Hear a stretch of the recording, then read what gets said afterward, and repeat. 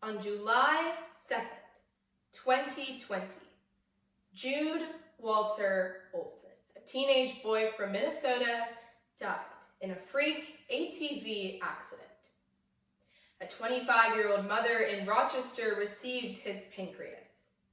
A 32-year-old man in Minnesota received his right kidney. A 58-year-old man in Nashville received his heart and his left kidney. And a 43-year-old man in Milwaukee received his liver.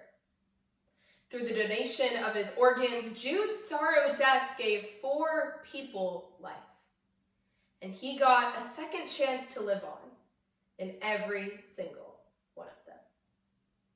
Unfortunately, these stories of tragedy turned into life-saving action like this one are rare. And as per the American Transplant Foundation, every 10 minutes, another person is added to the organ donation waiting list. The average number of individuals on that wait list at any time is 110,000. And the number of people who die waiting for a transplant every single day, 22. However, just one organ donor can save 8 lives, and 90% of people support organ transplantation, but only 60% are even signed up to do it. In the US alone, that is 98 million people who want to save lives but aren't signed up to do it. So we have over 100,000 people on the waiting list, which is literally a death row based on typical waiting periods for life-saving organs. And as a civilized society, it is unacceptable that we have condemned over 100,000 innocent lives to a death row of our own making by delaying life-saving organ transplants. So today, I'm going to provide a brief history of organ transplants. Then we will move on to talking about how we ended up with the current processes of registries and donor matching that we use today. Finally, and most importantly, we will discuss a legislative solution to fix the gap that leads to over 100,000 people on death row waiting for a transplant. Let's take a step back in time. It was a breezy afternoon along the Nile River in Egypt. Just kidding, this story is a little less farther back than that. The idea of replacing damaged or diseased body parts has actually been around for a long time. Sainted physicians from the 3rd century, such as Cosmos and Damien, are said to have dreamed of a world in which entire parts of the body, like legs and arms, could be easily replaced. Then one day in 1954, that dream came true.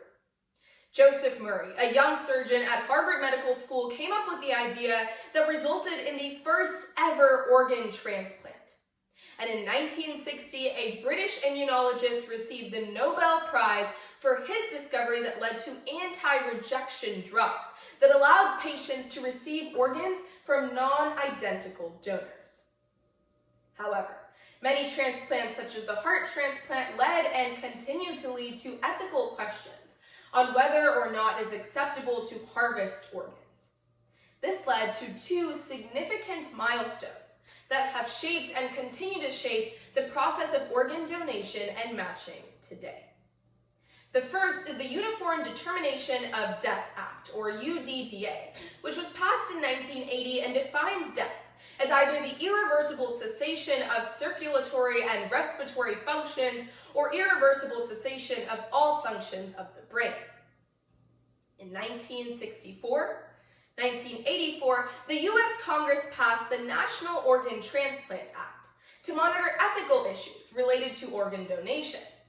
The law established a registry called the Organ Procurement and Transplantation Network for matching donor organs to waiting recipients. This act outlawed the sale of organs, which are as creepy and illegal as it sounds. Today, kidneys are the most commonly transplanted organ, with over 20,000 transplants a year, followed by liver transplants and heart transplants. But the truth is that we have not solved the problem, as evident from over 100,000 people on the waiting list and thousands who die waiting for an organ match. according to the United Network for Organ Sharing, or UNOS, which manages the list of everybody across the United States waiting for a transplant. The registrants are facing at least an average 3 to 5 year wait. And that wait period is excruciatingly painful, with increased reliance on drugs and machines. And as kidney functions reduce, many people have to get dialysis done more than 3 times a week, and each time the process takes several hours. So finally, we arrive at the legislative solution that I am proposing. The two-part legislation that I am proposing today is called the Required Response Act. This implies that we pass an act to increase the number of enrollments in the donor registry by requiring all individuals to make a choice. This would entail that we provide more forums in which the choice could be registered. Today, primarily the DMV in 15 states collects donor registrants. But my proposed alternative mechanism is the collection of donation preferences as part of federal income tax forms. This information would be centralized in the National Donor Registry by this act, as opposed to be spread across multiple state databases, which is what we do now and is which causes us to lose millions of donors. When respondents who had not registered to donate were surveyed, the most common reason was that they had never been asked to. This legislative provision constitutes a coerced burden, but this is justified as it best respects individual autonomy. My proposed Required Response Act has also led to increased efficiencies within the National Registry of Donors, providing timely information to the organ procurement and transplantation networks, information that is important so that people's lives can be saved. Presumed content is an alternative solution that has been proposed for increasing the pool of donors. And with presumed content, we change from an opt-in to an opt-out system.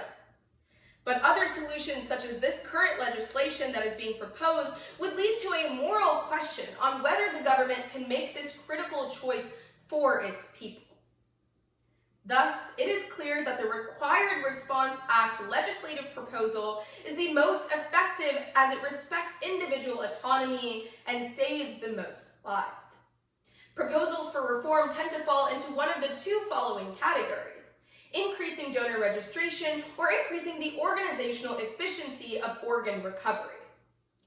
My proposal, the Required Response Act, solves both of those things.